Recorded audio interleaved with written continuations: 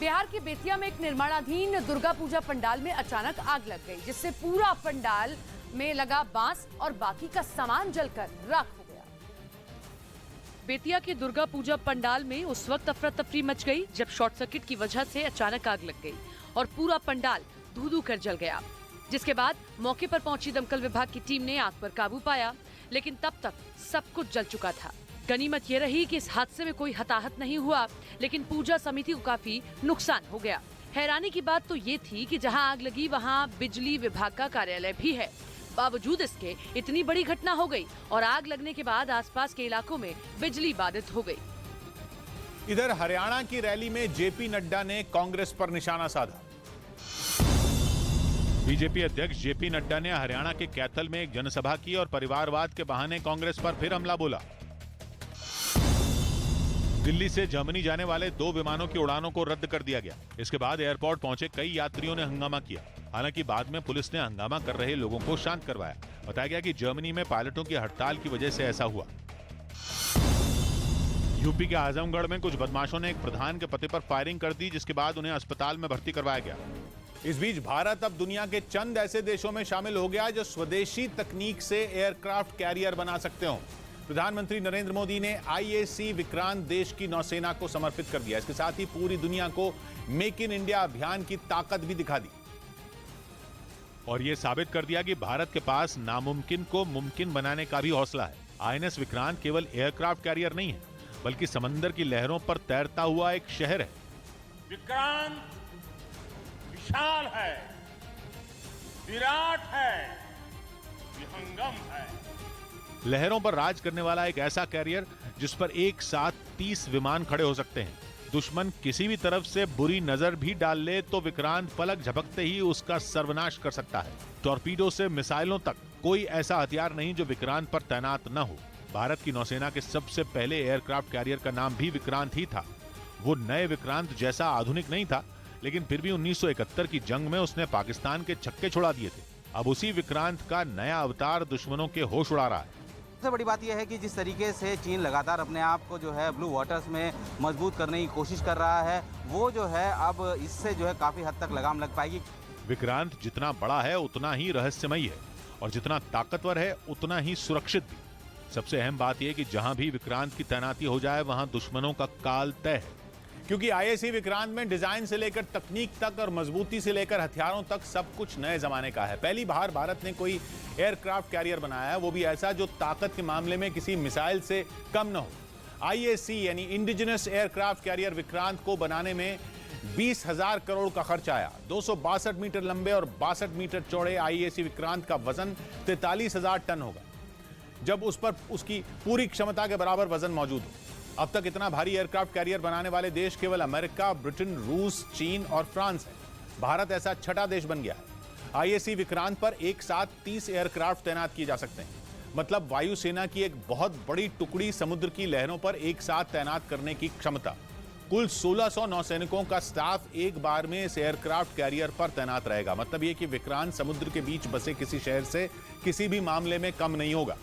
Torpedo से लेकर missile तक बड़ी संख्या में विक्रांत पर एक साथ तैनात की जा सकती हैं। जमीन से हवा में मार करने वाली मिसाइलों का एक बहुत बड़ा बेड़ा विक्रांत पर तैनात होगा।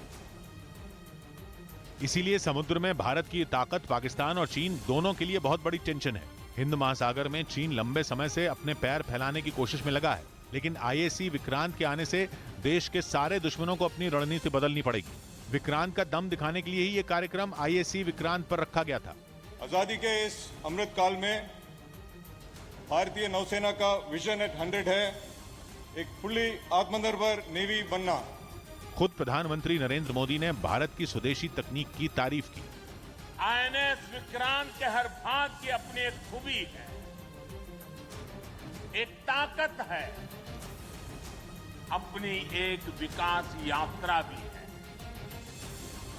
ये स्वदेशी सामर्थ्य, स्वदेशी संसाधन और स्वदेशी कौशल का प्रतीक है।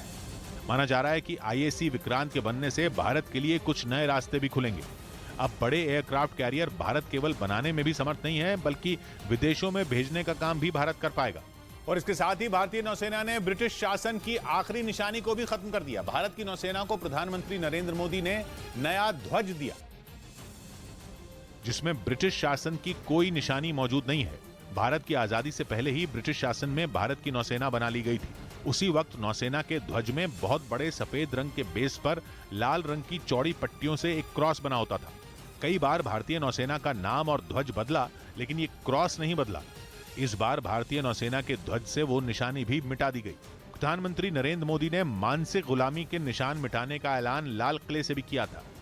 गुलामी की छोटी सी छोटी चीज भी कहीं नजर आती है, हमारे भीतर नजर आती है, हमारे आसपास नजर आती है, हमें उससे मुक्ति पानी ही होगी।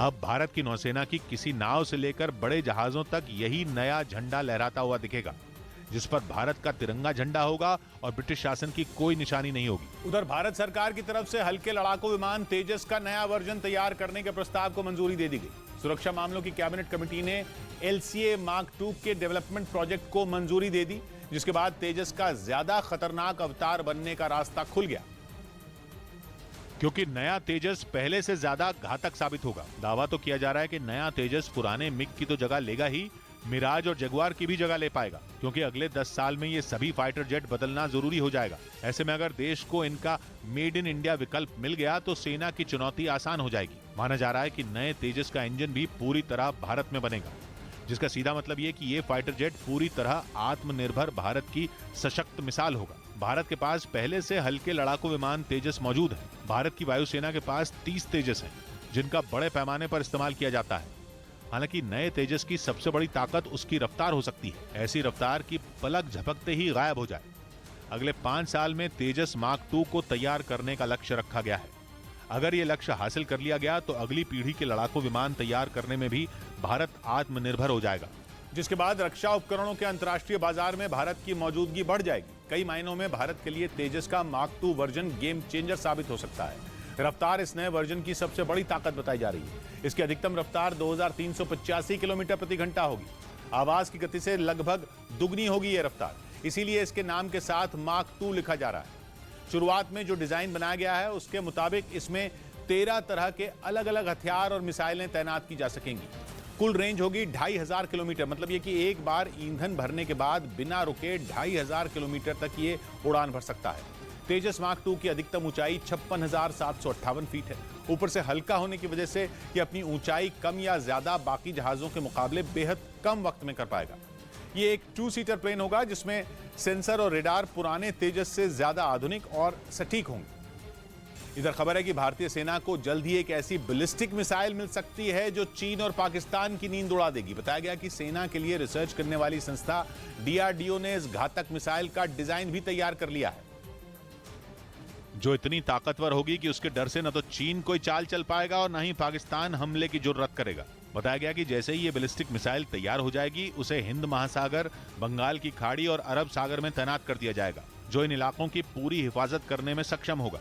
यही नहीं, कहा जा रहा है कि इस मिसाइल के जरिए LAC पर भी सुरक्षा चाक चौबंद हो जाएगी। खबर है कि इस मिसाइल का डिजाइन तैयार करने के बाद DRDO को अब केंद्र सरकार से इसकी मंजूरी मिलने का इंतजार है, और जैसे ही केंद्र सरकार से इस खतरनाक मिसाइल की मंजूरी मिल जाएगी, DRDO इसे बनाना शुरू कर देगा। हालांकि खबर है कि अभी तक इस मिसाइल का नाम सोचा नहीं गया है, लेकिन ये पहली ऐसी मिसाइल होगी जो जमीन के साथ साथ समंदर में भी हमला कर सकेगी, क्योंकि भारत के पास पहले से ही कई घातक मिसाइलें मौजूद हैं, जो जमीन से जमीन पर 5000 किलोमीटर तक और समुद्र में 3500 किलोमीटर तक दुश्मन के चक्के छुड़ा सकती हैं। लेकिन भारत के पास अब तक ऐसी कोई मिसाइल नहीं थी जो अकेले इन दोनों मोर्चों पर दुश्मन से लोहा ले सके। खबर है कि DRDO जो मिसाइल बनाने जा रही है उसकी मारक क्षमता 1500 किलोमीटर तक होगी।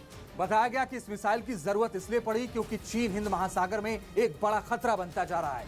ऐसे में देश को मीडियम रेंज की बैलिस्टिक मिसाइल की सख्त जरूरत थी, और जब ये तैयार होकर सेना के बेड़े में शामिल होगी तो समंदर में देश की ताकत कई गुना बढ़ जाएगी।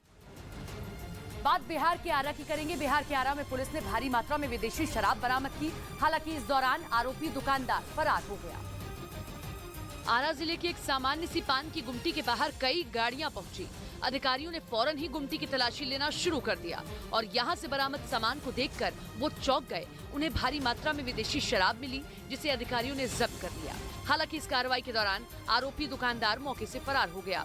एक गुमटी से शराब मिलने के बाद अधिकारियों ने और भी गुमटियों की तलाश ली, हालांकि वहां से कुछ भी नहीं मिला। बिहार में शराब पर रोक है। जिला प्रशासन को पान की गुमटी की आड़ में शराब बेचे जाने की सूचना मिली थी, जिस पर कार्रवाई करते हुए पान की गुमटियों की तलाशी ली गई। इस बीच